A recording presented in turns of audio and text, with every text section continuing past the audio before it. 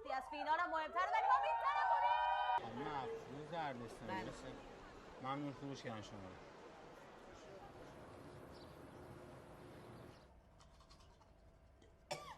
گفتی مهر امیدم رضایت بده، نگفتم کارش نمیکنم. تیم فوتسال بانوان ایران برای اولین بار رسیده به فینال بازی‌های آسیایی. من کاپیتانشونم. تیم الان کوالالامپوره. من تو فرودگاه بهم گفتن نمیتونم برم چون شوهرم آقای شاه حسینی، یاسر شاه حسینی، مجری برنامه یادش بخیر، ممنوع خروجم کرده.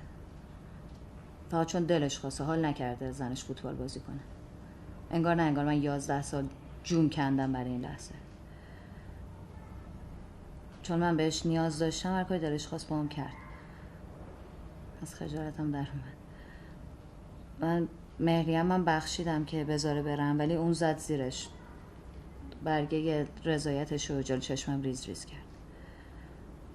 بهم گفتن صداشو در نیار ما حلش میکنیم ولی هیچ کس هیچ کاری نکرد. نه فدراسیون، نه تیم، نه دوست، نه آشنا. دم همه گرم. سلام، خسته نباشید.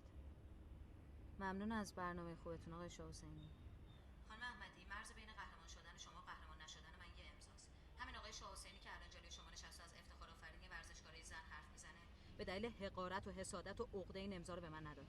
من افروز اردستانی هستم، حتما میشناسین. کاپیتان